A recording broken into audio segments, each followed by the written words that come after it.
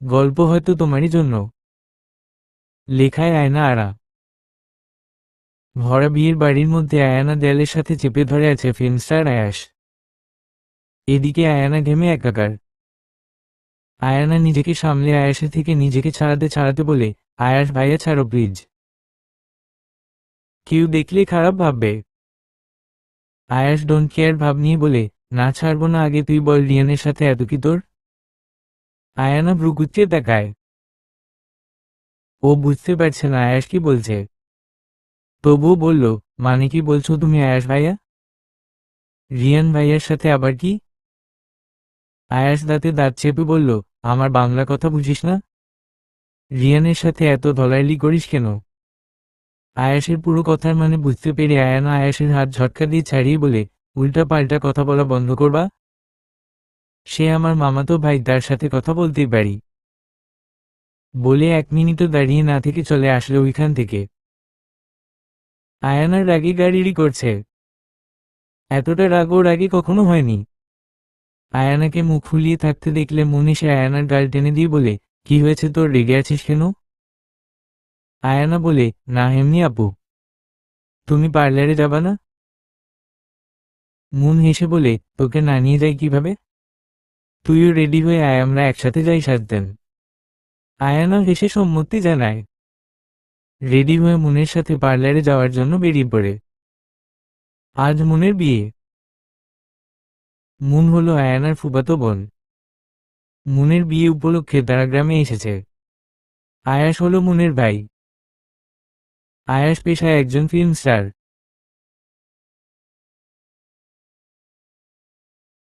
কোনো এক কারণে আশ আয়ানাকে সহ্যই করতে পারে না। আয়ানা বুঝে না আশের সাথে তার কিসের শত্রুতা। পার্লার থেকে আসতেই মুনকে কেউ ঝাপটে ধরে। মুন নিজেকে সামলে দেখে ছায়া। মুন হেসে বলে, আরে ছায়া কেমন আছো? ছায়াও হেসে বলে, ভালো আছি মুন আপু, তুমি কেমন আছো? ছায়া মুনের ফুফাতো বোন। মুনু ফের হেসে বলে, আলহামদুলিল্লাহ ভালো আছি। এখন আসার সময় হলো? একটু আগে আসলে আমাদের সাথে যেতে পারতে পার্লারে। ছায়া প্রত্যুত্তরে কিছু না বলে স্মিত হাসে। আয়ানা নীরব দর্শকের দায়িত্ব পালন করছিল। কেন জানি ওর ছায়াকে সহ্য হয়। ওর ন্যাকা কথায় কথায় গা ঘেঁষে দাঁড়ানো স্বভাবের জন্য। ছায়া এইবার মুনের কাছ থেকে সরে আয়ানার কাছে এসে বলে, কেমন আছো আয়ানা? আয়ানা জোরপূর্বক এসে বলে, আলহামদুলিল্লাহ ভালো আব্বু। তুমি কেমন আছো? ছায়া বলে, হুম ভালো।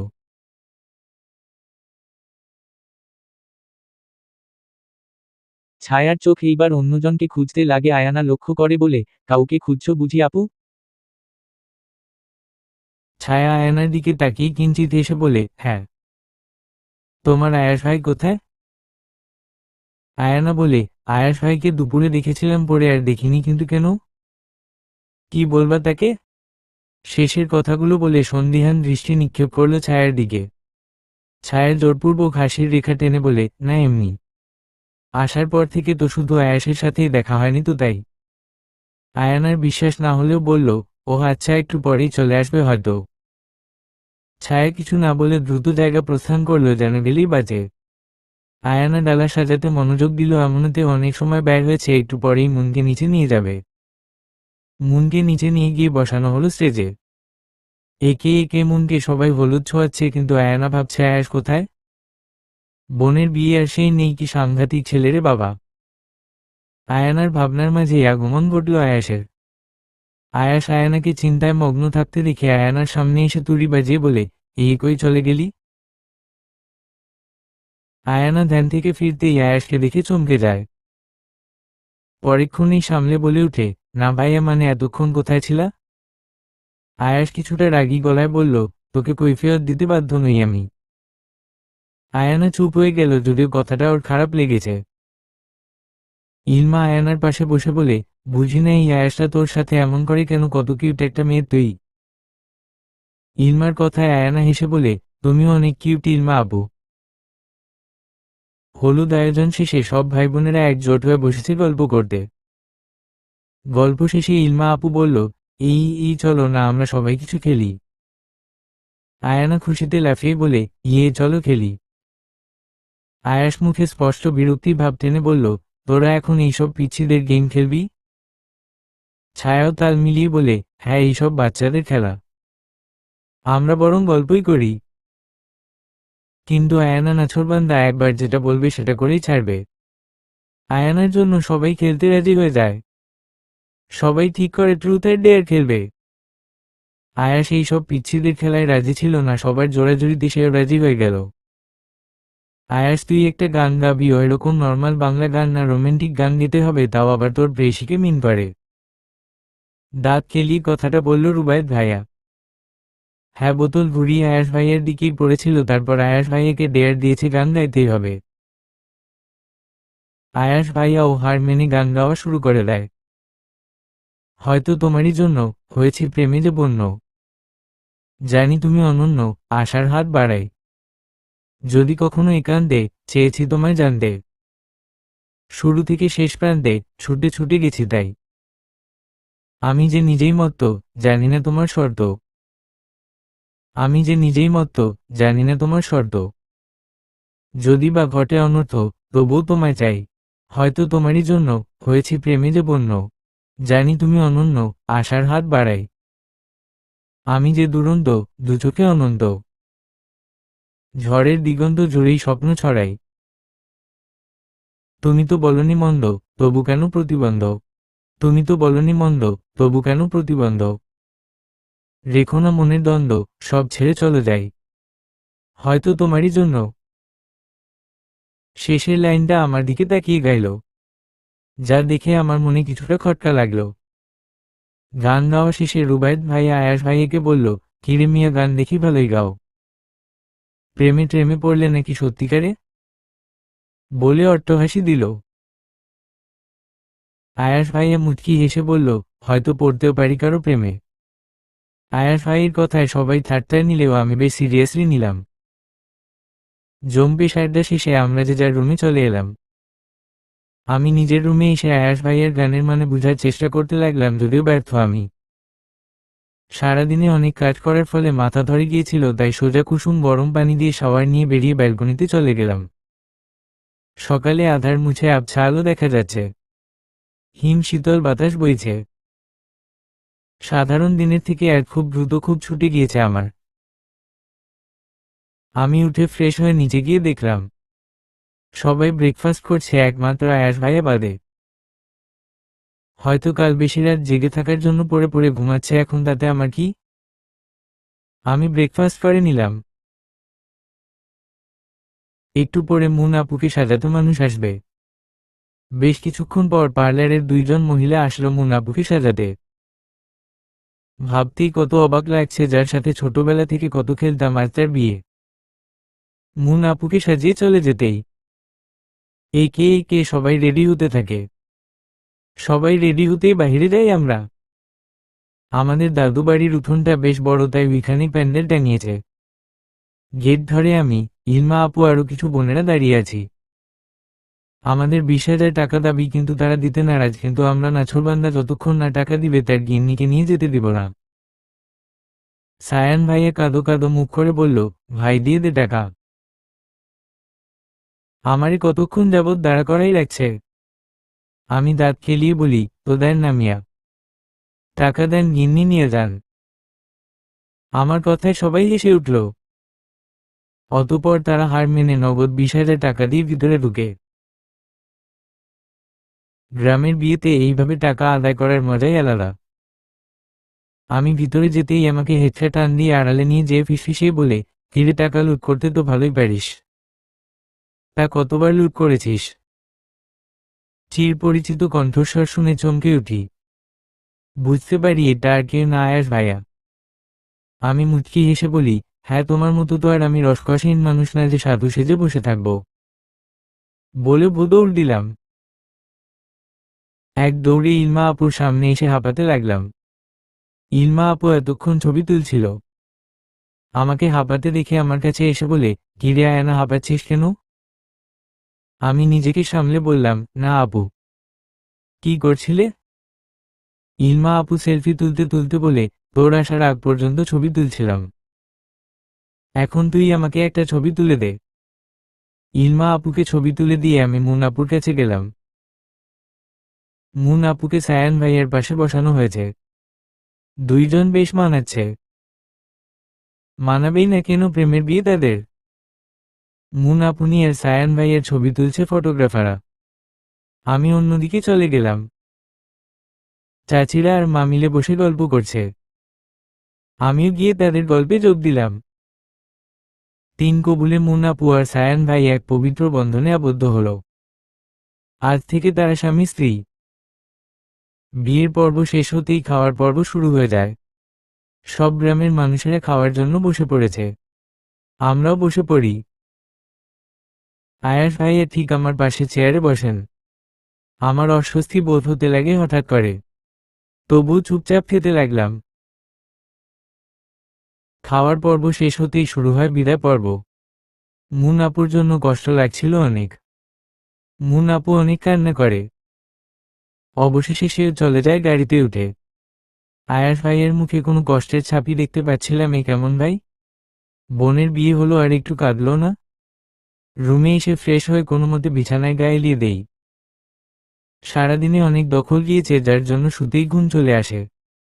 সকালে শীত অনুভব হতেই পিটপিট করে চোখ খুললাম। না চাইতেও ফোনটা হাতে নিয়ে উঠে দেখলাম 8:30 বাজে। লাফ দিয়ে বিছানা থেকে ফ্রেশ হয়ে নিচে গিয়ে দেখলাম সবাই ব্রেকফাস্ট করছে। আমাকে আসতে দেখে আম্মু বলল, জলদি আয় আয়না, ব্রেকফাস্ট করতে হবে তো, একটু পর আবার মুনের শ্বশুর বাড়ির উদ্দেশ্যে বের হতে হবে। আমি ব্রেকফাস্ট সেরে নিলাম। প্রায় 3 ঘন্টা জার্নির পর মুনাপুর শ্বশুর বাড়ি এসে পৌঁছেছি। বাড়িটা দেখতে খুব সুন্দর। আমরা ঢুকতেই মুনাপুর শ্বশুর বাড়ির লোকজন আপ্যায়ন শুরু করে দেয়। মুন আপুকে সায়ান ভাইয়ের পাশে বসানো হয়েছে। মুন আপু নত যেন হয়ে আছে, মনে হচ্ছে লজ্জা পাচ্ছে। বাসায় এসেছি অনেকক্ষণ হয়েছে, 2 দিন এখানে থাকব। আমি বাসায় এসে ফ্রেশ হয়ে নিচে গেলাম। আয়াস ভাইয়া ফোন টিপছে। বুঝি না সারাদিন এই ফোনের ভিতর ঢুকে থেকে এই লক্ষ্মী মজা পায়। আমি কিচেনে চলে গেলাম। দেখলাম ডিনার তৈরি করছে ফুপি, চাচি আর আম্মু। আমিও তাদের সাহায্য করলাম। ডিনার বানানো শেষে সবাই খেতে লাগলাম। খাওয়া শেষে আমরা যে যার রুমে চলে গেলাম। আমি রুমে এসে সোজা বেকুনিতে চলে গেলাম। হঠাৎই আমার নজরে এলো ইজি চেয়ারে বসে থাকা আয়াস ভাইয়ের দিকে। উনি নিষ্পলক দৃষ্টিতে আমার দিকে তাকিয়ে আছেন, যার জন্য আমি ইতস্তত বোধ করতে লাগলাম। জলদি নিজের চোখ তার থেকে সরিয়ে রুমে এসে পড়লাম। আয়াস বোকা চোখে আয়নার যাওয়ার পানে তাকিয়ে রইল, বুঝল না এইভাবে চলে গেল কেন। তখনই আয়াসের ফোন বেজে উঠে ফোন হাতে নিয়ে দেখল ডিরেক্টর ফোন দিয়েছে। ও ফোন উঠাতেই উনি বললেন, আয়াস তুমি কালকের মধ্যে ঢাকা ব্যাক করতে পারবা? আয়াস অবাক হয়ে বলে, স্যার আমি ঢাকা ব্যাক তো পরশু করব। রূপম সেন চিন্তিত হয়ে বলেন, রিলিজের ডেট আগে পিছে হয়ে গিয়েছে, একটু চেষ্টা করো ঢাকা ব্যাক করার। আয়াসি যে চেয়ার ছেড়ে উঠে রুমের দিকে হাঁটা দিয়ে বলে, স্যার চিন্তা করবেন না, কালই আসার চেষ্টা করব আমি। বেশ কিছুক্ষণ কথা বলে রেখে দেয়। সকালে শীত শীত ভাব। চারদিকে হিমস্নিগ্ধ বাতাস বইছে। পাখির কিচির মিচির। বিয়ে বাড়ির কোলাহলে আমার ঘুম ছুটে যায়। উঠে ফ্রেশ হয়ে নিচে যেয়ে দেখি সবাই বাড়ি যাওয়ার জন্য ব্যাগপত্র গুছাচ্ছে। আমি ভ্রুকুচকে তাকিয়ে বলি, কোথায় যাচ্ছ তোমরা? মা বলেন, আমরা ঢাকা ব্যাক করছি। তোর আয়াস ভাইয়ের কার্ড আছে, তাই আমরা তোর ফুকিদের সাথে ব্যাক করছি। আমার মন খারাপ হয়ে যায় হঠাৎ। বিয়ের জন্য গ্রামে মজা করতে পারিনি, উড়ুচণ্ডীর মতো মানুষের বাড়িতে বাড়িতে যেয়ে ঘুরতে পারিনি ভেবেই মন খচখচ করে উঠছে। আমাকে দাঁড়িয়ে থাকতে দেখে মা বলেন, আয়ানা যা, রেডি হয়ে একটু পর বের হব আমরা। আমি মাথা নাড়িয়ে চলে যাই রেডি হতে। রেলওয়ে স্টেশনে এসেছি বেশ কিছুক্ষণ আগেই। দাঁড়িয়ে আছি, টিকিট কিনতে গিয়েছে। আমরা ট্রেনে ওঠার পর জানতে পারি ট্রেন আরও 5 মিনিট পর ছাড়বে। আয়াস ভাই বিরক্তি নিয়ে বলেন, বলেছিলাম না প্লেন দিয়ে আসতে? তাহলে এতক্ষণে বাসায় পৌঁছে যেতাম। বড় ফুপি আয়াস ভাইকে ধমকে বলেন, তুই কি বুঝবি ট্রেনে ছড়া ঢাকায় যাওয়ার মজা? সবসময় তো খিটখিটে মুড নিয়ে থাকিস। আয়াস ভাই প্রত্যুত্তরে কিছু না বলে হাত বুকে গুজে রাখেন। এমতাবস্থায় আমার হাসি পাচ্ছে। আয়াস ভাই আমার দিকে একবার কড়া দৃষ্টি নিক্ষেপ করে দাঁতে দাঁত চেপে বলে, তোর হাসি পাচ্ছে? দাঁড়া, একবার বাসায় যেয়ে নেই তোর হাসি ছুটাচ্ছি। আমি সাথে সাথে চুপ হয়ে যাই, তা দেখে আয়াস ভাই বাঁকা হেসে বসে থাকেন। 2 ঘন্টা জার্নির পর ঢাকা এসে পৌঁছাই আমরা। বড় ফুপির অনেক শখ ছিল ভাইয়ের সাথে বাড়ি করবেন, তাই আমাদের বাসার পাশেই তারা নিজেদের বাড়ি করেন। বাসায় এসে আমি নিজের রুমে চলে যাই, শাওয়ার নিয়ে বের হই সোজা। নিচে চলে যাই। আম্মু খাবার তৈরি করছে, ফুপিরা আমাদের বাসায় এসেই খাবে আজ। ওই বাড়ি থেকে রাতের খাবার নিয়ে এসেছিল, তাই এখন আর খাবার না বানিয়ে গরম করছে আম্মু। কিছুক্ষণ ফুপিরা চলে আসলো। আমরা সবাই একসাথে খেতে বসলাম। খাওয়া দাওয়া শেষে ফুপি আমাদের বাসায় গল্প করেন। গল্পের এক পর্যায়ে তিনি বলেন, কালকে আমাদের বাসায় দাওয়াত আছে, মুনের শ্বশুর বাড়ির লোকজনেরা আসবে। তোরাও উপস্থিত থাকিস কিন্তু। কাল মুন আপুর সাথে দেখা হবে ভেবেই কেমন আনন্দ লাগলো। কত শত গল্প করব মুন আপুর সাথে ভাবতে ভাবতে রুমে চলে আসলাম। আমাদের বাড়ি থেকে বড় ফুপিদের বাসা দূরে না থাকার জন্য আমরা তাড়াতাড়ি বেরিয়ে পড়ি। আমাদের যাওয়ার কিছুক্ষণ পরেই মুন আপুরা চলে আসে। এখন আপুকে ঘিরে আমরা সকল কাজিনরা বসে আছি। মুন আপু হেসে বলল, কি হয়েছে, তোরা এইভাবে আমাকে ঘিরে বসে আছিস কেন? ইলমা আপু আর আমি বেশ কৌতূহল নিয়ে একসাথে বলে উঠি, কেমন কাটলো শ্বশুর বাড়ি? সবার চোখেই কৌতূহল দেখা যাচ্ছে। মুন আপু উচ্চস্বরে হেসে বলে, কেমন কাটবে, বাকি সবার যেমন কাটে আমারও ওইরকমই কেটেছে। বেশ অনেকক্ষণ মুন আপুর সাথে গল্প করলাম, তখনই ফুপি এসে বলে, খেতে আয়, তোরা খাবার বাড়ছি। আমরা খেয়ে দিয়ে আবার বসলাম গল্প করতে। এইবার রুবায়েত ভাইয়া আর আয়াস ভাইয়াও আছেন। রুবায়েত ভাইয়া বলেন, কি হয়েছে, ডেকেছিস কেন? আমি বললাম, গল্প করতে ডেকেছি, তুমিও আমাদের সাথে গল্প করবা। রুবায়েত ভাইয়া আমাকে ধমকে বলেন, ওই মাইয়া তোর কোনো কাম নাই তো কি আমারও নাই? আমার অনেক কাজ আছে, আমি যাই, তোরা কর গল্প। আয়াস ভাইয়া সায় জানিয়ে বলেন, আমিও যাই। বলে দুইজন বড় বড় পা ফেলে রুম থেকে বেরিয়ে গেল। মুন আপু বলল, আচ্ছা থাক, ওদের বাদ দে, আমরা গল্প করি একাই। আমি মুখ গোমরা করে বলি, আয়াস আর রুবায়েত বাহিরে আসতেই রুবায়েত বলে, ভাগ্যিস কোনোরকম অজুহাত দিয়ে চলে আসলাম, না হলে আয়ানার গল্প করা শুরু হলে আমার শেষ হতো না। লেখিকা আয়ানা আরা। আয়াস কিঞ্চিত হেসে বলে, দুইজনে বাড়ির বাহিরে চলে যায়। বিকালের দিকে আমরা বাসায় চলে আসি। বাসায় এসে আমি নিজের রুমে যেয়ে ফ্রেশ হয়ে নিলাম। রাত 9টা ছুঁই ছুঁই। পড়ার টেবিলে বসলাম। সামনে পরীক্ষা আমার। ফোন হাতে নিয়ে দেখলাম রোজার অনেক ফোন এসেছি। রোজা আমার বেস্ট ফ্রেন্ড। রোজাকে কল ব্যাক করতেই ও বলে উঠল, কিরে তুই ঢাকা আসছস, আমাকে বললি না? এমনি বলতে ভুলে গিয়েছিলাম, আগে বল কেন ফোন দিয়েছিলি? ভার্সিটি আসবি কালকে? হ্যাঁ আসবো। এখন রাখি। ওর সাথে কথা শেষ করে কিছুক্ষণ পরে ঘুমাতে চলে যাই। হেমন্তের মাঝারে হালকা ঠান্ডা ঠান্ডা ছড়িয়েছে চারদিকে। সূর্যের প্রখর তাপ আয়ানার মুখে পড়তেই ধীরে চোখ খুলল। বিছানা ছেড়ে উঠে ফ্রেশ হয়ে নেয় ভার্সিটির জন্যে। নিচে যেয়ে দেখে তার মা ব্রেকফাস্ট বাড়ছে তার আব্বুর প্লেটে। আয়ানা যেতেই ওর প্লেটে দিল। আয়ানা তাড়া দিয়ে একটা রুটি মুখে পুরে বলল, আমার যেতে হবে, এমনিতেই অনেক দেরি হয়েছে, আর একটু দেরি হলে ক্লাসে আর ঢুকতে হবে না। আয়ানার মা স্নান হেসে বললেন, এত দেরিতে উঠেছিস কেন? সকাল 7টায় ডেকেছিলাম না? উঠিসনি কেন এখন, বুঝো ঠেলা। আয়ানা জবাবে কিছু না বলে দ্রুত বাড়ির বাইরে চলে গেল। ভার্সিটি আয়ানার বাড়ি থেকে বেশি দূরে না, তাই হেঁটেই যায় সাধারণত, কিন্তু আজ দেরি হয়ে গিয়েছে অনেকটাই, যার জন্য আয়ানা রিকশার জন্য দাঁড়িয়ে আছে, কিন্তু এখন পর্যন্ত একটা রিকশারও দেখা মিলল না। আয়ানা আশাহত হয়ে হাঁটা ধরল। হঠাৎই দ্রুত বেগে একটা গাড়ি আসতেই আয়ানা চমকে যায়। কাহিনীটা এত দ্রুত ঘটল যে আয়ানা কিছুটা ভয় পেয়ে যায়। পরপর 2টা শ্বাস নিয়ে গাড়িটার কাছে যেয়ে টোকা দেয়। গাড়ির গ্লাস খুলতেই যাকে দেখে আয়ানার মাথা ঝিম ধরে যায়। নিজেকে সামলে বলে, আয়াস ভাইয়া আপনি? এইখানে কেন? আয়াস নিজের পরিধান করা সানগ্লাস খুলে বলে, এইখানে কোনো কাজ থাকতে পারে না আমার। আর তুই এইখানে কেন? এদিক দিয়ে আমার ভার্সিটির রাস্তাটাই যাচ্ছিলাম।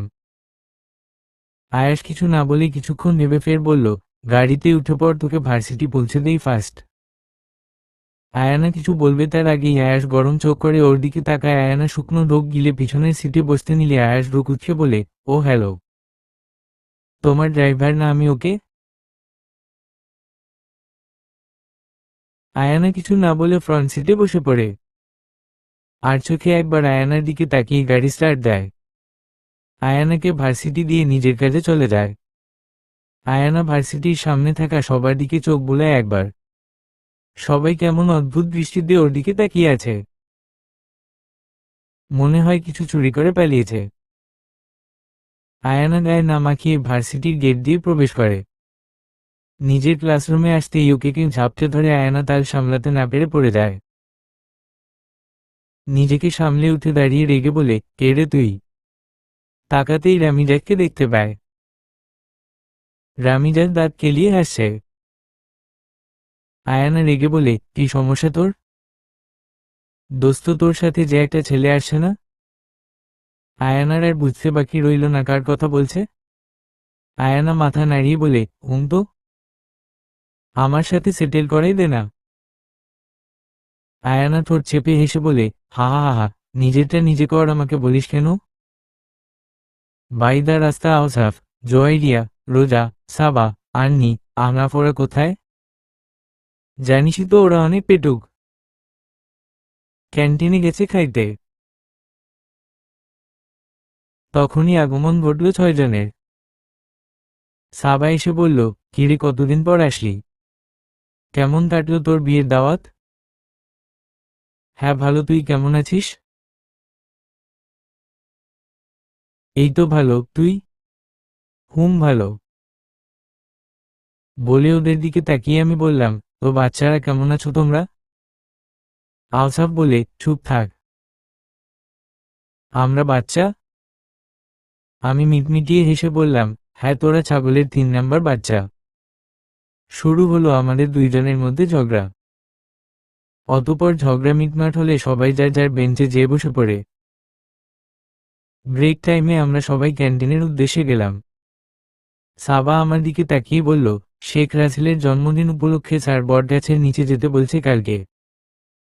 আমি এইরকম ফেস করে বললাম, কি? শেখ রাসেলের জন্মদিন না আরো আগে চলে গেছে? বলতে বলতে ক্যান্টিনে এসে দাঁড়ালাম। সাবা বলল, কি জানি? এত কিছু আমি জানি না ভাই। ব্রেক টাইম শেষ হতেই আমরা আবার আমাদের ক্লাসে এসে পড়ি। আমি রামিজাককে বলে, রামু কাকা এখন কার ক্লাস? ও বলল, এখন রামিন মিসের ক্লাস। রামিন আমাদের স্কুলের একজন টিচারের নাম, তাই কেউ ভাববেন না টিচারকে নিয়ে মজা করেছি। তখনই আগমন ঘটল রামিন মিসের। 40 মিনিট ওনার বকবক শেষ হতেই সবাই হুড়মুড় করে ক্লাস থেকে ছুটল।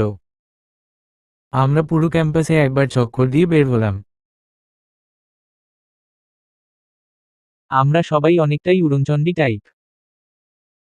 কোনো জায়গায় গেলে এদিক থেকে ওদিক ছুটি। সাবা আর আমার বাসা প্রায় অনেকটাই কাছে, তাই আমরা একটা রিক্সা নিয়ে আমাদের বাসার উদ্দেশ্যে রওনা দিলাম। বাসায় এসে রিক্সা থেকে নেমে সাবাকে বললাম, বাসায় আয়, তোর জন্য স্পেশাল খাবার বানিয়ে রাখছি। বলে হাসলাম। সাবা বলল, না থাক, পরে একদিন আসবো নি, এখন যাই, টাটা বাই বাই। সাবাকে বিদায় দিয়ে আমি বাড়ির ভিতরে ঢুকলাম। বড় ফুপি এসেছে। মা আর বড় ফুপি গল্প করছে। আমি বড় ফুপিকে সালাম দিয়ে বললাম, মুনাপুরা চলে গিয়েছে? বড় ফুপি বললেন, হ্যাঁ আজ ভোর সকালেই চলে গিয়েছে, সায়ানের বলে অফিসে কাজ আছে তাই। আমি ছোট করে ওহ বলে নিজের রুমে চলে আসলাম। ফ্রেশ হয়ে বেকুনিতে যেয়ে দাঁড়ালাম। বাহিরে হিম স্নিগ্ধ বাতাস বইছে। সামনের এক মসজিদ থেকে আজানের ধ্বনি শোনা যেতে লাগলো। রাত হওয়ার সাথে সাথে ঠান্ডা যেন আর ভালো। চারদিকে শীতল বাতাস বইতে শুরু করলো।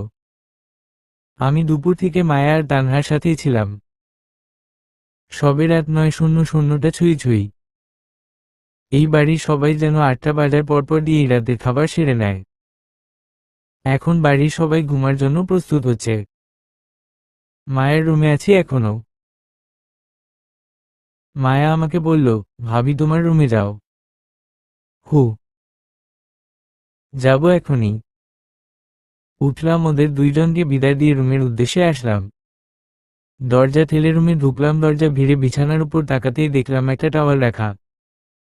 আপনা আপনি ভ্রু কুঁচকে যায় আমার। আমি তো যাওয়ার সময় এইটা এইখানে রেখে যাইনি। ভাবতে ভাবতে টাওয়ালটা নিয়ে ভাঁজ করে রেখে দিলাম। এর মাঝেই ভিড়ে রাখা দরজাটা সরিয়ে কেউ ভিতরে ঢুকলো। আকস্মিক ঘটনায় পিছনে ফিরে তাকানোর আগেই কেউ সন্দিহান কণ্ঠে বলে উঠে, এই মেয়েকে তুমি আমার রুমে কি করছো? ভয় গলায় শুকিয়ে যেতে লাগলো। এই রুমটাতেই তো রুমা থাকতে বলে গিয়েছিলেন তাহলে? ব্যক্তিটি আবার বলে উঠে, অ্যান্সার মি। কিছুটা সাহস সঞ্চয় করে পিছনে ঘুরলাম। যা হবে দেখা যাবে। ব্যক্তিটাকে দেখে যেন মাথায় বাজ পড়ল। শেষমেশ কিনা এইবার এই লোকের সাথে থাকতে হবে। বিভোর আমাকে দেখে কপাল ভাঁজ করে এগিয়ে আসতে আসতে বললেন, আমার রুমে কি করছো তুমি? কে পারমিশন দিল ঢোকার? তার মৃদু স্বরে বলা কথাটিতেই যেন রেগে গেলাম। আমার ঠেকা পড়ে নিতার রুমে আসতে।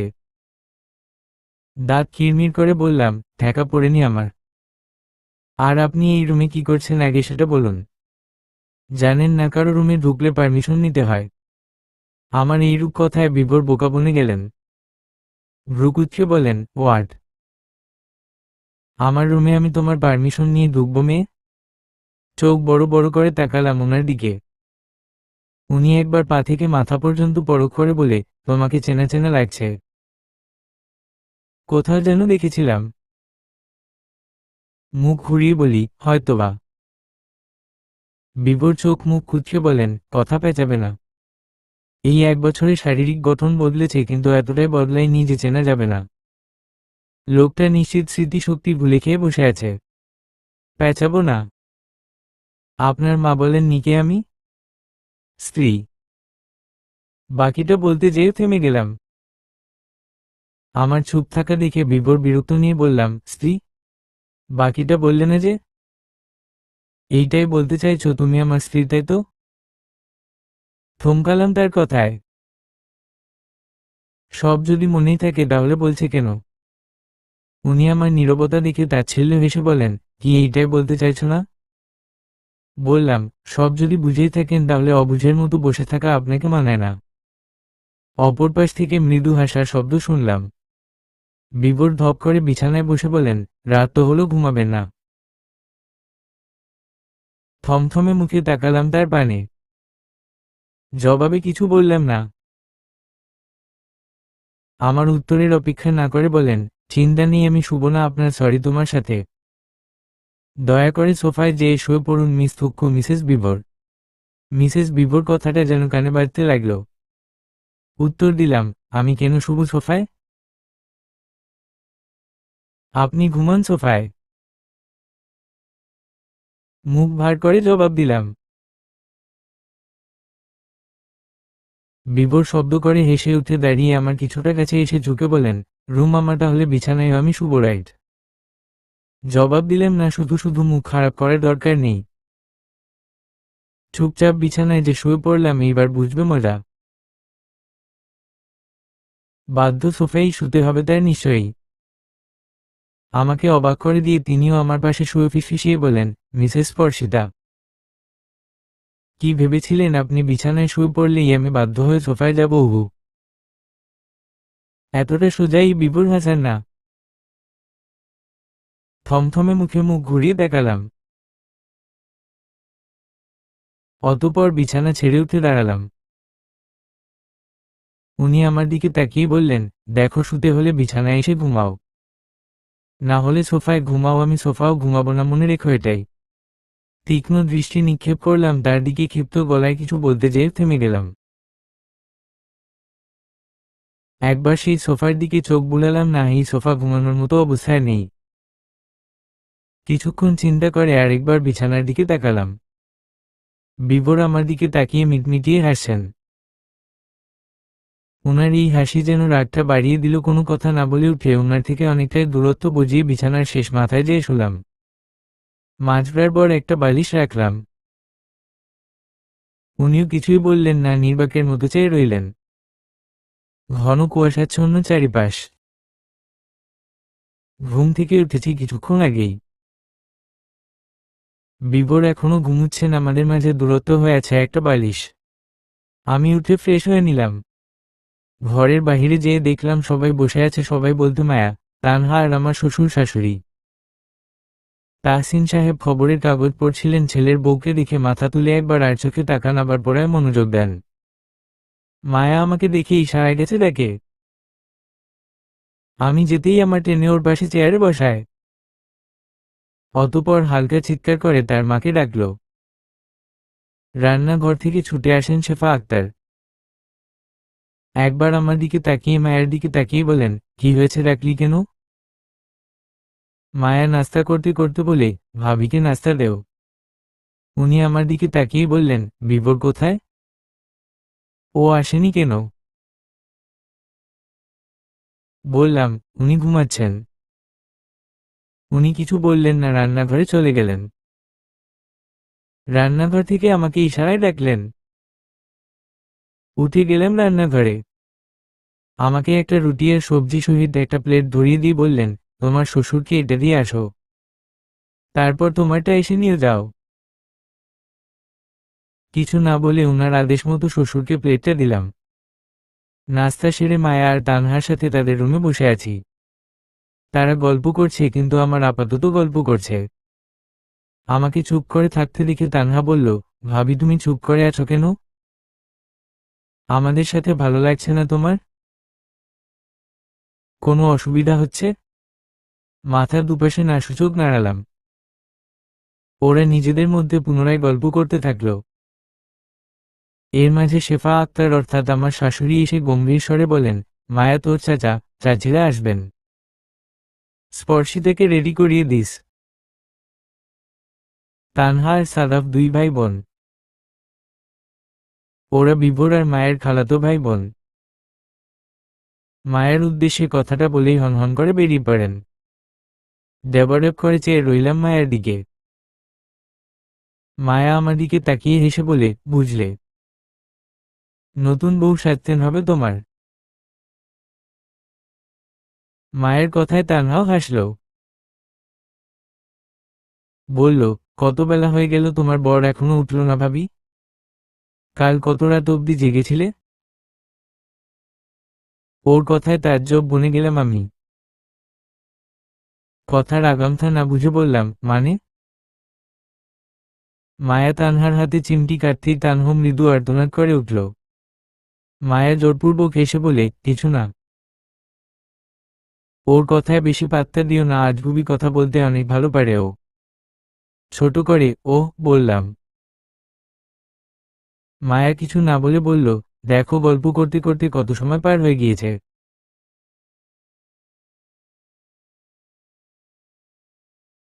তোমার তো রেডিও হতে হবে, তাই না? তুমি বরং শাওয়ার নিয়ে আসো কেমন? মাথা নাড়ালাম আমি। মায়ের রুম ত্যাগ করে নিজের রুমে আসতে নিলেই আয়াস নিষ্পলক দৃষ্টিতে গ্যালারিতে থাকা এক মেয়ের দিকে তাকিয়ে আছে। লাল শাড়ি, ঠোঁটে হালকা লিপস্টিক, চোখে কাজল। দেখতে অসম্ভব সুন্দর লাগছে মেয়েটিকে। এর মাঝেই আগমন ঘটে আসিফের। আসিফ আয়াসের পাশে বসে বলে, কিরে, কি করছিস তুই? আয়াস দ্রুত বিছানা ছেড়ে উঠে বলে, কি হয়েছে? হঠাৎ আমার রুমে কেন? আসিফ সন্দিহান দৃষ্টিতে আয়াসের দিকে তাকিয়ে থেকে বলে, না কিছু না, কাল আমাদের যেতে হবে জানিস তো? হ্যাঁ জানি। পরের দিন ইনশিরারা আবারও একটা সফরে বেরিয়ে পড়ে। আজ ওদের এইখানে শেষ দিন। সন্ধ্যায় ঢাকার উদ্দেশ্যে বের হবে তারা। সবার মন খারাপ, সবাই আজকে থাকতে চেয়েছিল, কিন্তু কি হবে? এইটা তো শিক্ষা সফর, কোনো ফ্যামিলি ট্যুর না। আজ ওরা আর দুটো জায়গায় ঘুরেনি। একটি জায়গায় ঘুরেছে। সন্ধ্যার হওয়ার আগেই তারা হোটেলে এসে ফ্রেশ হয়ে কিছুক্ষণ রেস্ট নিয়ে নেয়। তারপর একে একে বাসে উঠে পড়ে। ওদের বসার পরেই বাস ছেড়ে দেয়। 13 বাস চলছে তার নিজ গতিতে। বাহিরে চাঁদের আলো ইনশিরার মুখে পড়ছে। ও চোখ বন্ধ করে হেলান দিয়ে রয়েছে। কি জানি ভেবে চোখ খুলে বাহিরে তাকাতেই চমকে উঠে। সেই পরিচিত গাড়ি। মানুষটা কি পরিচিত ভেবে ভালো করে দেখার চেষ্টা করে। গাড়ির ভিতরে থাকা মানুষটাকে না দেখতে পারলেও গাড়ি চালানো অর্থাৎ ড্রাইভারকে দেখতে পেরেছে। এইটা তো আয়াস ভাইয়ের ড্রাইভার। তার মানে কি উনি আমাদের সাথে সাথেই ঢাকা ব্যাক করছেন? ভেবেই শুকনো ঢোক গিলল। মনে মনে ভেবে নিল কালি আয়াসকে জিজ্ঞেস করবে ও কখনো কিভাবে চট্টগ্রাম চলে এলো। সবাই জানলেও ও জানে না কেন। আয়াসের গাড়ি অতিক্রম করে ইনশিরাদের বাস আগে চলে আসে।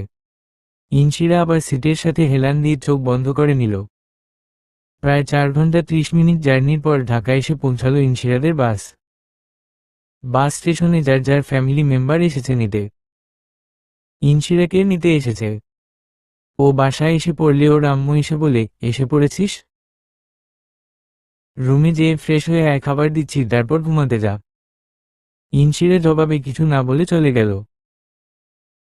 বড্ড হয়রান সে। দীর্ঘ 4 ঘন্টা জার্নির পর হয়রান হওয়াই স্বাভাবিক। ইনশিরা রুমে এসে কাঁধের ব্যাগটা বিছানায় ফেলে ফ্রেশ হয়ে নিল।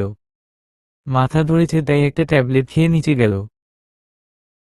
ইনশিরার মা খাবার বাড়ছিলেন। মেয়ের প্রিয় খাবার বানিয়েছিলেন, সেটাই দিচ্ছেন প্লেটে তুলে।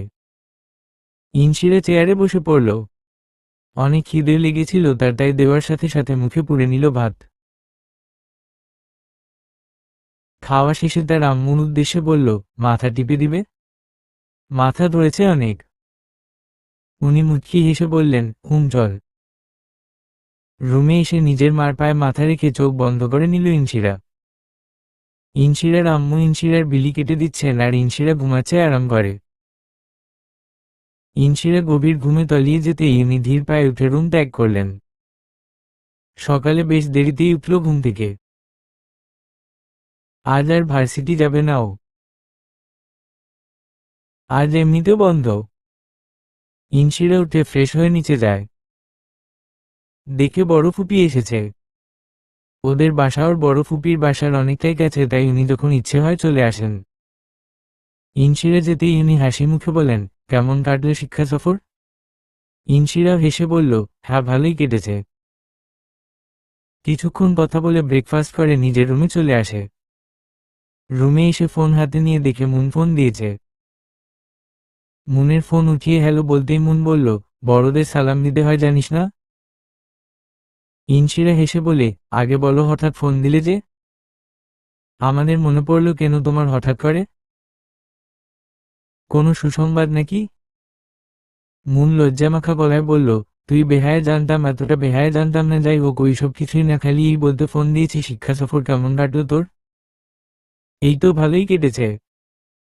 ছবি টবি তুলেছিস নাকি খালি ঘুরিয়ে এসেছিস? তুমি নেই তো তাই কে তুলে দিবে ছবি? সত্যি করে বল না, ছবি তুলিসনি? হ্যাঁ তুলেছি, আর এইসব ছাড়, জানো আমি কাকে দেখেছি? মুন রুকুতকে বলে, এমনটাকে দেখেছিস যে বলছিস? তোমার ভাইকে দেখেছি, মানে আয়াস ভাইকে দেখেছি। উনি ওইখানে কেন গিয়েছিল জানো? মুন কিছু চিন্তা করে বলল, হ্যাঁ। আয়াসের নতুন ফিল্ম রিলিজ হবে তাই গিয়েছিল। কেন তুই জানিস না? না জানি না বলেই তো তোমাকে জিজ্ঞেস করলাম। ও,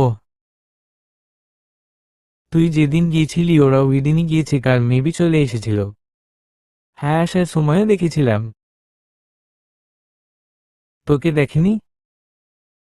বা তুই কিছু বলিসনি ওকে দেখে? আরে মাথা খারাপ নাকি? পরে অপমান টপমান করলে আমার সম্মান বলতে কিছুই থাকবে না তাহলে? মুন হেসে বিড়বিড় করে বলে, এর সাথে সারা জীবন থাকতে হবে।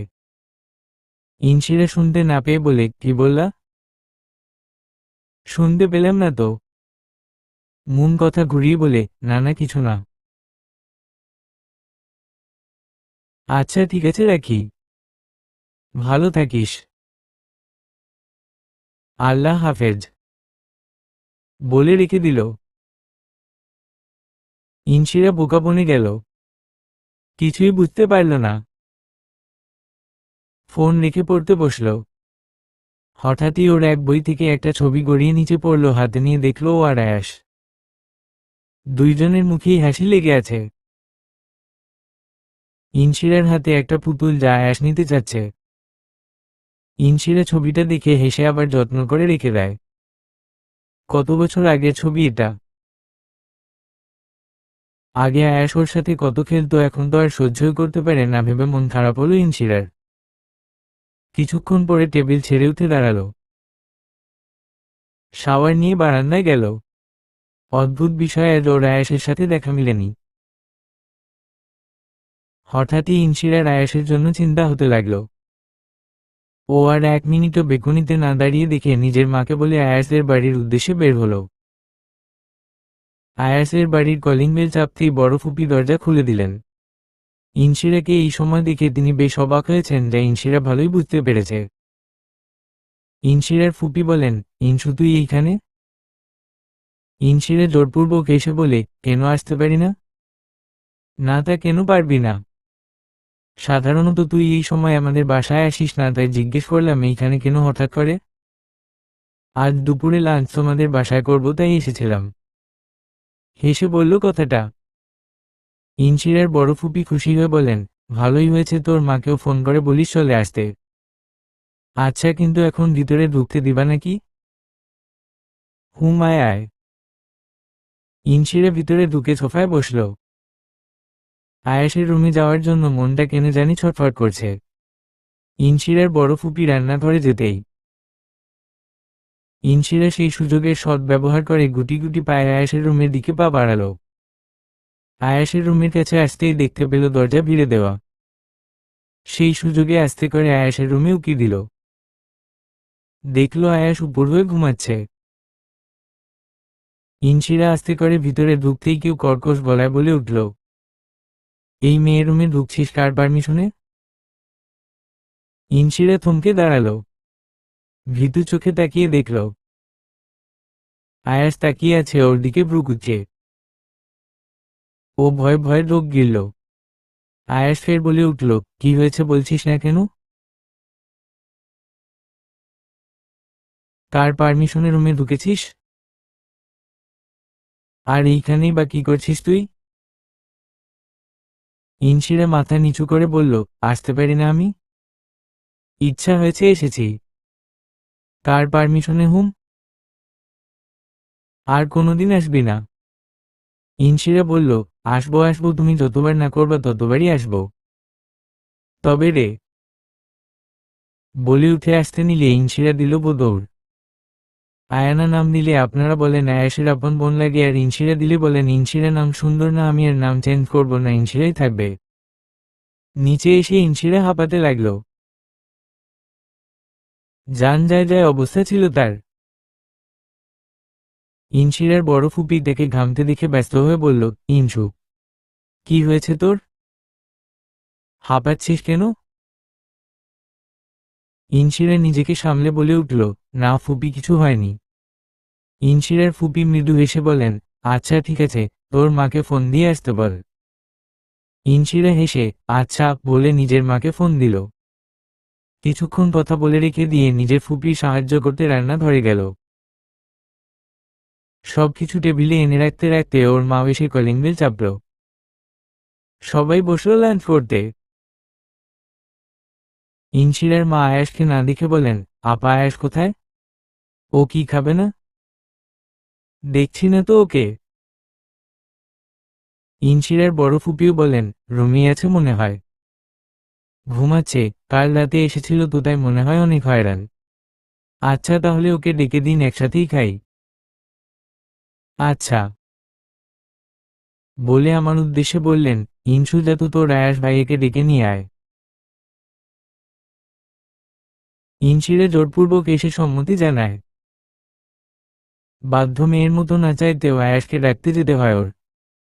আয়াসের রুমের সামনে দাঁড়িয়ে ভাবছে যাবে কি যাবে না। গেলে তো এই লোক আবার অপমান করবে ভেবেই মুখটা ছোট হয়ে গেল ওর। একটা দীর্ঘশ্বাস ফেলে ঘরে ঢুকে পড়ে। চোখ বন্ধ রেখেই বলে, আয়াস ভাইয়া, ফুপি তোমাকে খেতে রেখেছে, জলদি আসো। ভ্রুজোড়া কুঁচকে যায় আয়াসের। বুকে হাত গুজে ইনশিরার উদ্দেশ্যে বলল, কিরে এইটা বলতে তোর চোখ বন্ধ রাখা লাগে? ইনশিরা চোখ জোড়া খুলে ঠোঁট কামড়ে বলে, মানে আসলে। আয়াস ভ্রুনে চেয়ে বলে, কি আসলে নকলে করছিস? ফুপি তোমাকে যেতে বলেছে, চলো প্লিজ। আয়াস নিজে চোখ জোড়া ইনশিরার মধ্যেই সীমাবদ্ধ রেখে বলল, তুই যা, আমি আসি। ইনশিরা আর এক মুহূর্ত না থেকে দ্রুত পায়ে ঘর থেকে চলে যায়। আয়াস তা দেখে মুচকি হেসে উঠে দাঁড়ালো।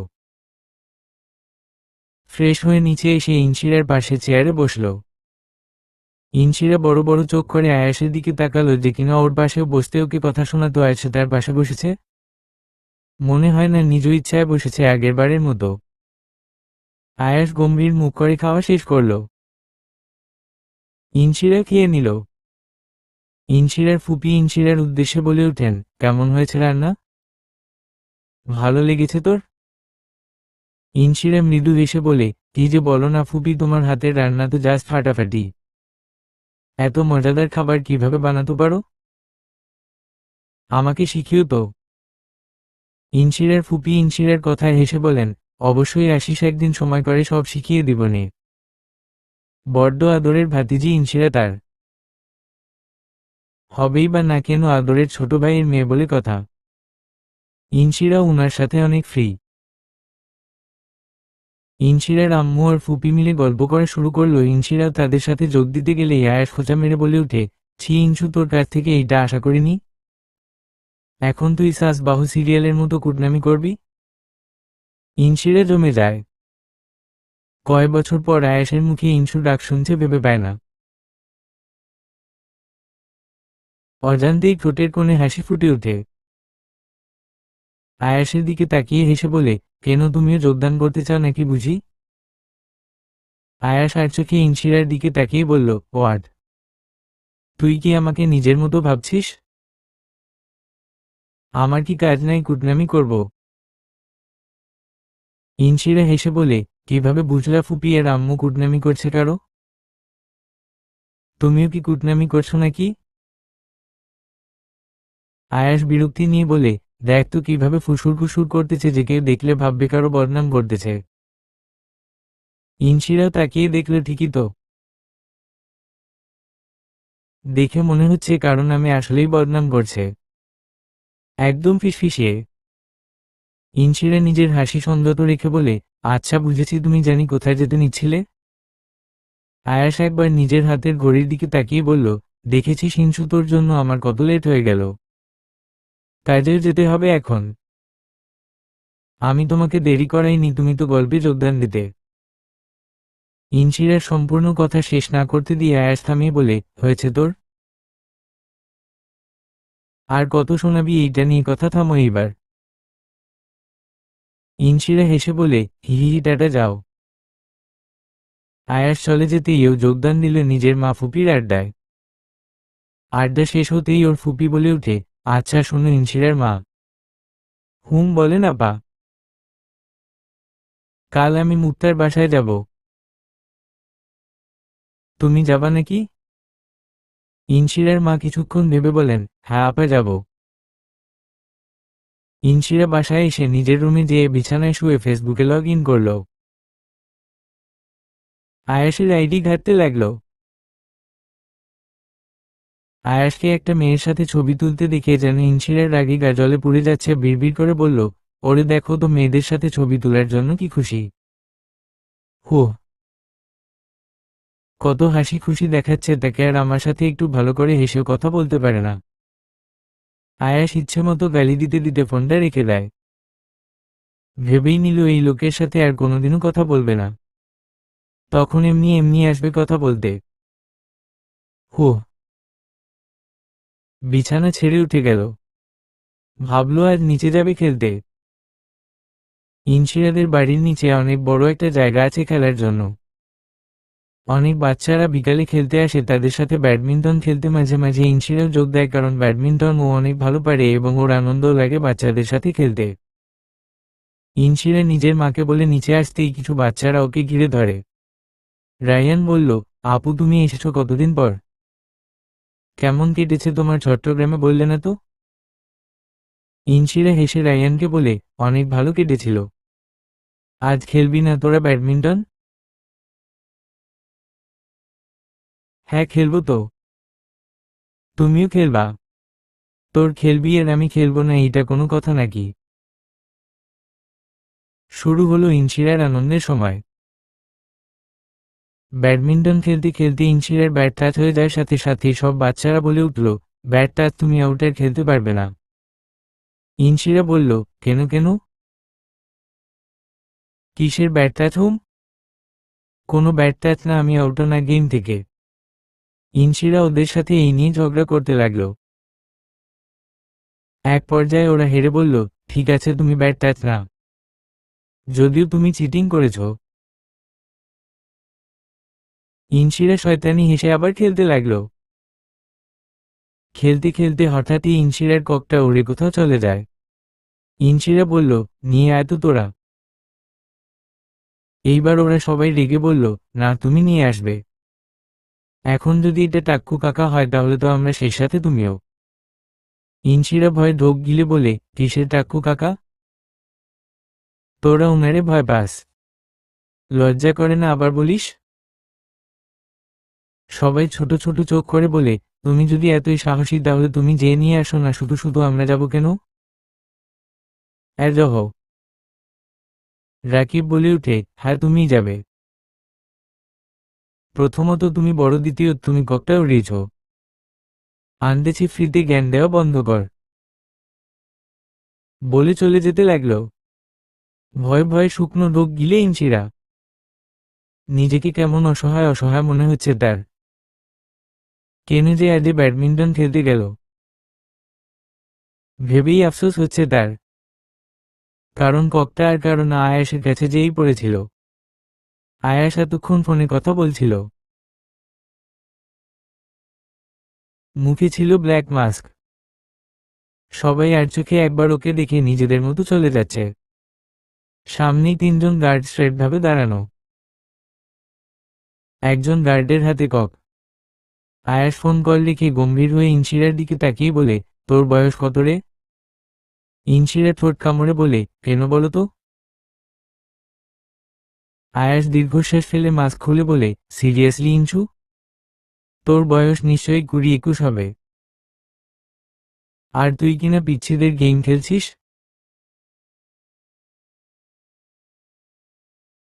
তোর কি একটুও লজ্জা নেই? ইনশিরা আর চোখে আয়াসের দিকে তাকিয়ে বলে, তোমার কি তাতে? আমি খেলি না খেলি? আর তুমি না কাজে ছিলে তাহলে এইখানে কেন? আমার কাজ শেষ তাই চলে এসেছি, আর এখন বাসায় যা তুই। সামনে না তোর পরীক্ষা? পরীক্ষার মাঝে বাহিরে এত টই টই করিস কেন? কথাগুলো ধমকে বলল আয়াস। ইনশিরা হালকা কেঁপে উঠল, নিজেকে সামলে বলল, ঘুম পড়ে যাব, আগে ককটা দেও। বলে গার্ড থেকে নিতে গেলে আয়াস গার্ড ইশারা করতেই ককটা দূরে ছুঁড়ে মারে একজন গার্ড। ইনশিরার মুখা হয়ে যায়। হা হয়ে থেকেই বলে, কি করলে বিটা? আমার কক নাকি বিটা ফেললি কেন? পড়াশোনা কর যে। এইরকম কক আরও কেনা যাবে, এখন এই কক দিয়ে দিলে পড়াশোনার 13টা বাজাবি, তার চেয়ে ভালো ককটা নেই থাকুক। এইটা তো আমার ছিল না। জানি। যাদের ছিল তাদের কক দেওয়া হবে, তুই যা এখন পড়তে। ইনশিরা হতাশ ভরা মুখ নিয়ে চলে গেল আয়াসকে বকতে বকতে। রাগ লাগছে তার আজ। কেউ তার উপর হুকুম চালাচ্ছে ভেবে। ইনশিরা রুমে এসে ধপ করে পড়ার টেবিলে বসে বই নিয়ে এক নাগাড়ে পড়তে থাকে। পড়া শেষ করে নিচে যেয়ে ডিনার করে নেয়। ক্লাসরুমে ইনশিরারা বসে আছে। সবার মুখেই চিন্তার ছাপ, কারণ পরশু থেকে তাদের টেস্ট শুরু। সবাই ভাবছে কিভাবে পাস করা যায়। নীরবতা ভেঙে রামিদা বলে, দোস্ত সেই আইডিয়া পাইছি, শুন, তোরা খাতাটা উঠিয়ে এমন ভাব ধরবি যেন কিছু পড়ে গেছে, খুঁজতে চলছ। ইনশিরা ভ্রুকুচকে বলে, তোর গোবর মাথায় এইরকম আইডিয়া কোথা থেকে আসে রে ভাই? আলসাফ বলে, আচ্ছা শোন, আমি বলি, তোরা চিটিং না করে পরিশ্রম কর আমার মতো। রামিদা বলে, যাক তো, তোর মতো এত সাধু হইতে পারবো না। পাশ করলে পাশ, না হলে ফেল। জোয়াইরিয়া বলে উঠল, আচ্ছা শুন সাবা, আমি দেখে দেখে লিখবো, তোরা যেমন পারস লিখো। অবশেষে ঠিক হলো, কেউই দেখে দেখে লিখব না। ক্লাস শেষে বাহিরে গেলাম আমরা। মাথা হাজারো চিন্তা ভর করেছে। যদিও সব শেষ পড়া, কিন্তু তাও মনে ভয় কাজ করছে, মনে হয় কিছুই পারি না, এখনো কিছুই শেষ হয়নি। বাসায় এসে মুখ ভার করে রুমে চলে এলো ইনশিরা। ইনশিরার মা ভ্রুকুচকে মেয়ের যাওয়ার দিকে তাকিয়ে আনমনে বলে উঠলেন, কি হলো ওর? কখনো এইরকম মুখ ভার করে বাসায় ঢুকে না। মনে হয় কিছু হয়েছে, পরে জিজ্ঞেস করবনি বলে রান্নাঘরে চলে গেল আবার। ইনশিরা রুমে এসে ফ্রেশ হয়ে নেয়। আজ গ্রুপ স্টাডি করবে ওরা ইনশিরাদের বাসায়। ইনশিরা সব গোছগাছ করে রেখে দেয়। নিচে যেয়ে নিজের মার উদ্দেশ্যে বলে উঠল, আজকে সবাই বাসায় আসবে, পরশু দিন থেকে টেস্ট শুরু, তাই। ইনশিরার মা এইবার ইনশিরার চিন্তার কারণ বুঝতে পারলেন। সে ইনশিরাকে সান্ত্বনা দিয়ে বলেন, তহত চিন্তা করা লাগবে না, ভালোই করবি নিয়ে। ইনশিরা প্রত্যুত্তরে কিছু বলল না। বিকালে ঠিক সময় মতো সবাই হাজির হলো ওর বাসায়।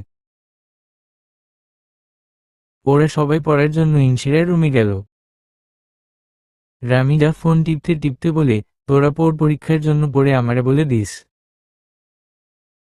জোয়াইরিয়া বলল, মামার বাড়ির আবদার পাইছ? নিজে পড়ো, আমরা কেউ বলতে পারবো না তোমাকে। তুই না বল, ইনশিরা অনেক জোসও বলবে।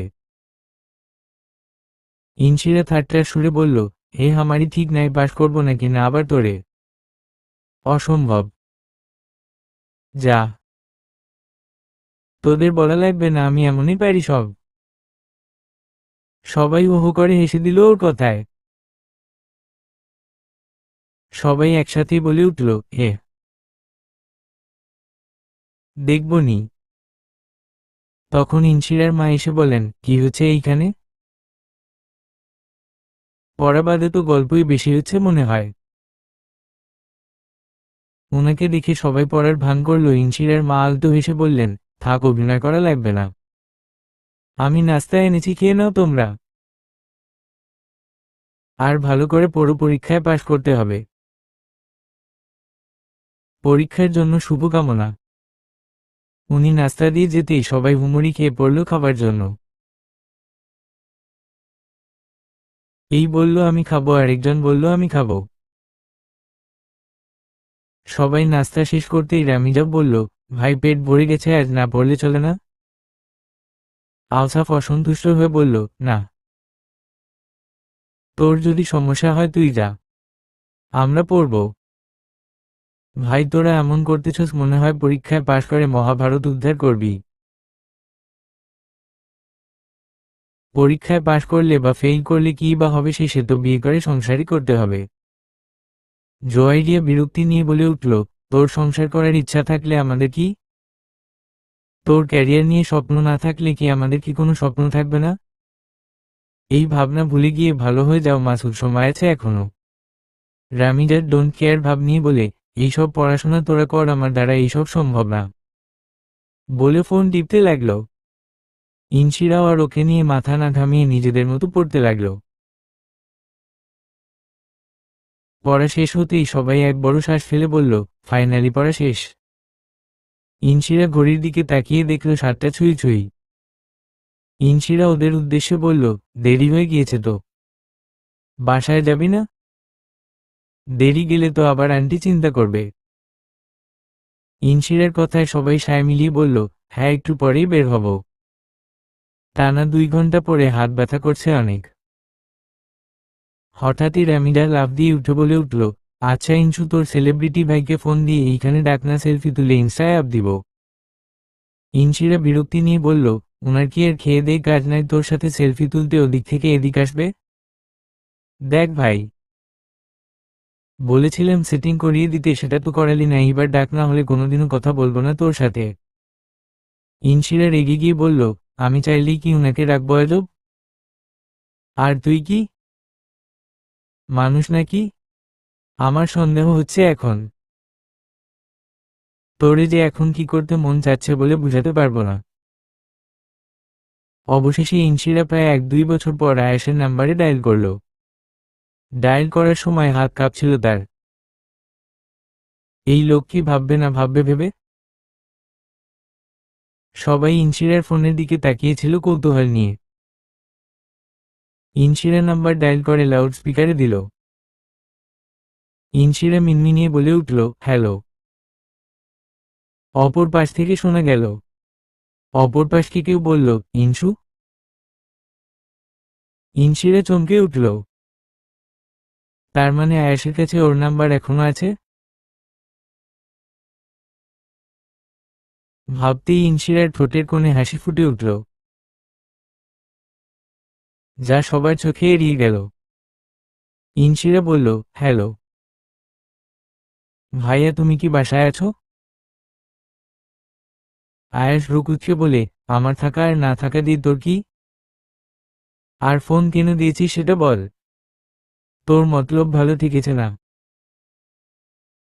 ইনশিরা জোরপূর্বক হেসে বলে, তেমন কিছুই না, আমার ফ্রেন্ড তোমার সাথে দেখা করতে চায় তাই ফোন দিয়েছিলাম। তুমি বিজি থাকলে রাখি তাহলে। আমি এখন বাসায় নেই, স্টুডিওতে এসেছি। বলে রেখে দিল। ইনশিরা ফোন রেখে সবার দিকে তাকিয়ে বলল, শুনেছিস? এখন বিদায় হো তোরা। ওদের সবাইকে বিদায় দিয়ে ইনশিরা আবার রুমে এসে পড়ল। কে ছিল? ফোন রাখতেই নিনিকা কথাটা বলে উঠল। আয়াস শান্ত স্বরে বলল, কেউ না। নিনিকা বিশ্বাস করল না, তবুও বলল, ও আচ্ছা, বলে চায়ের কাপে চুমুক দিল। পরের দিন ভার্সিটি থেকে যথাযথ সময় তারা বেরিয়ে পড়ে। ইনশিরার আগামীকাল পরীক্ষা দেখে তাড়াতাড়ি চলে আসবে ইনশিরারা। সাথে ইলমাও যাচ্ছে ওদের সাথে। ওরা ইনশিরাদের ছোট চাচির বাসায় পৌঁছেছে অনেকক্ষণ হয়েছে। ইনশিরা ইলমা গল্প করছে সাথে ওদের চাচাতো বোন। অনেকক্ষণ গল্প করার পর ওদের চাচি এসে বলেন, মিহি, ইনশিরা, ইলমা, খাবা না তোমরা? খাবার বেড়ে রেখেছি, এসে খেয়ে নাও, পড়ে না হলে খাবার ঠান্ডা হয়ে যাবে। ওরা সবাই খেয়ে নেয়। মিহি, ইনশিরা, ইলমা ঠিক করে বিকালে তারা বাহিরে যাবে। যেই বলা সেই কায়দ, আসরের আজান দিতেই তারা বাহিরে বের হয় হাঁটতে। কত শত গল্প করতে করতে এগোচ্ছিল ইনশিরার চোখ পড়ে একটা পার্কে। ও ওদের দুইজনকে বলল, চলো না পার্কে যাই, আমাকে ছবি তুলি দিবি তোরা কিন্তু। ইলমা, আচ্ছা আগে চলো, তারপর না হয় তুলে দিব ছবি। বলি ইনশিরা হাঁটা ধরল। কিছুক্ষণ এখানে থেকে ওরা সোজা বাসায় এসে পড়ল। সন্ধ্যায় যথাসময়ে ইনশিরারা বাসায় এসে পড়ল।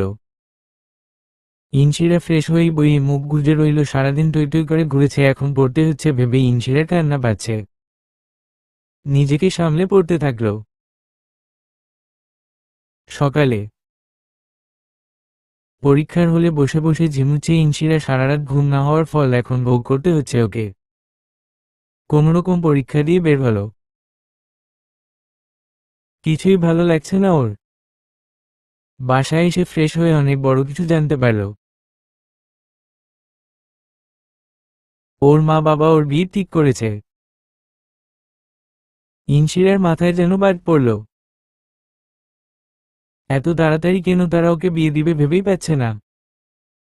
ইনশিরা নিজের মাকে এই কথা জিজ্ঞেস করতেই তিনি বললেন, দেখ আমরা তোর ভালো চাই খারাপ চাই না, আমাদের সিদ্ধান্তে রাজি হয়ে যা। ওই দিনের পর থেকে ইনশিরা মনমরা হয়ে থাকত। কেমন যেন একা একা লাগতো নিজেকে। যদি পালাতে পারত, কিন্তু পালিয়েই বা কি করবে? ওর আয়াসের জন্য কেন জানি অনেক কষ্ট হচ্ছে। দেখতে দেখতে ইনশিরার বিয়ের দিনও চলে এলো। সবকিছু যেন এক ঘোরের মধ্যে কেটেছে। না ও ওর হবু বরের ছবি দেখেছে আর না দেখা করেছে আর না বাড়ির বাহিরে বেরিয়েছে। সবাই জোরাজুরি সত্ত্বেও ও ওর হবু বরের ছবি দেখেনি। আজ ওর হলুদ, তবুও যেন কিছুই ভালো লাগছে না ইনশিরার। কোথাও মন টিকছে না। পার্লারের মহিলারা ওকে সাজিয়ে চলে গিয়েছে। ওকে ছাদে নিয়ে যেয়ে বসানো হয় আর ও কাঠ পুতুলের ন্যায় বসে আছে। ওকে সবাই হলুদ ছোঁয়াচ্ছে। হলুদ আয়োজন শেষ হতেই সবাই একে একে চলে যেতে থাকে। ইনশিরা নিজের রুমে এসে ঠেস মেরে শুয়ে পড়ে। ফোন হাতে নিয়ে এক ধ্যানে আয়াসের ছবির দিকে তাকিয়ে থাকে। ওর জন্যই কেন ওর কষ্ট হচ্ছে? আয়াসের জন্য কি ওর কোনো অজানা অনুভূতি সৃষ্টি হয়েছে যা ও জানে না এখনো? বধূ বেশে বসে আছে ইনশিরা। নিজেই অবাক হলো নিজের উপর।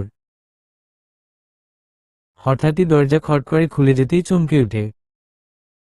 ঘুমটা উঠিয়ে তাকিয়ে দেখতেই যেন ওর মাথায় বজ্রপাত হয়। এই কাকে দেখছে ও? আয়াস। তাও আবার এইখানে কেন? ইনশিরা আস্তে করে বলে উঠল, আয়াস ভাই তুমি? আয়াস রুকুচ্ছে বলল, কাকে আশা করছিলি তুই? ইনশিরা থমথমে মুখে জবাব দিল, কাউকেই আশা করিনি। মানে তুমি এইখানে কেন? আয়াস হেসে বলে, বরকেই চিনিস না, কিসের বউ তুই? ইনশিরা মিনিট খানেকের জন্য স্তব্ধ হয়ে যায়।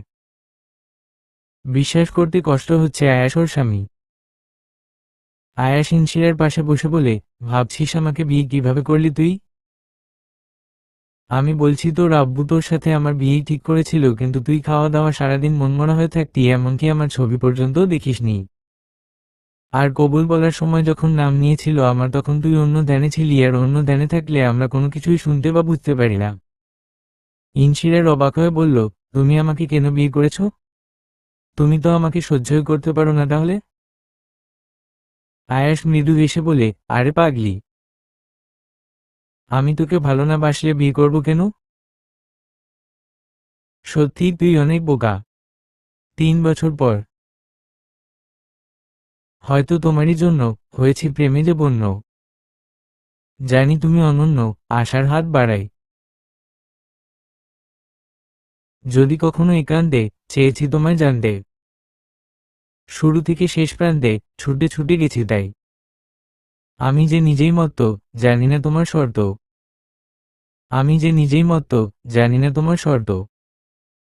যদি বা ঘটে অনর্থ, তবুও তোমায় চাই। হয়তো তোমারই জন্য হয়েছি প্রেমে যে বন্য। জানি তুমি অনন্য, আশার হাত বাড়াই। আমি যে দুরন্ত, দুচোখে অনন্ত। ঝড়ের দিগন্ত জুড়েই স্বপ্ন ছড়াই। তুমি তো বলনি মন্দ, তবু কেন প্রতিবন্ধ? তুমি তো বলনি মন্দ, তবু কেন প্রতিবন্ধ? রেখো না মনের দ্বন্দ্ব, সব ছেড়ে চলে যাই। হয়তো তোমারই জন্য।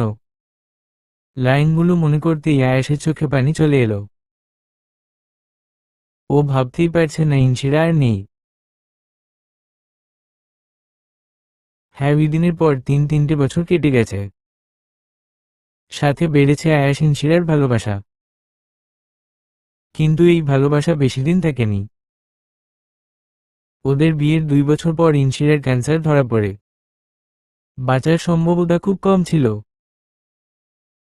আয়াস এই কয়েকদিন অনেক কেয়ার করেছে ইনশিরা, খাওয়া দাওয়া থেকে শুরু করে ঘুমানো পর্যন্ত। কিন্তু কে জানতো মধ্যরাতেই যে ইনশিরা আকাশের তারা হয়ে যাবে। ছেলেদের কাঁদতে নেই, কিন্তু ওই দিন আয়াস কেঁদেছিল নিজের প্রিয় মানুষটির জন্য। কিন্তু এখন কেঁদে কি লাভ যখন সে আকাশের তারা হয়ে গেছে। আয়াস রাতের বেলা ইনশিরার হাস্যজ্জ্বল ছবি নিয়ে বুকে জড়িয়ে ধরে ঘুমায়। হঠাৎই ওর ইনশিরার বলা কথাগুলো মনে পড়ে যায়, আয়াস ভাই, আমি একসময় আকাশে তারা হয়ে যাব। তখন কি করে থাকবা? কাকে রাত দিন বকবা? কষ্ট লাগবে না তোমার? আয়াস ইনশিরাকে ধমকে বলতো, চুপ কর, কিছু হবে না তোর। এমন কথা আরেকবার বললে মুখ সেলাই করে দিব। ইনশিরা তখন মৃদু হাসত।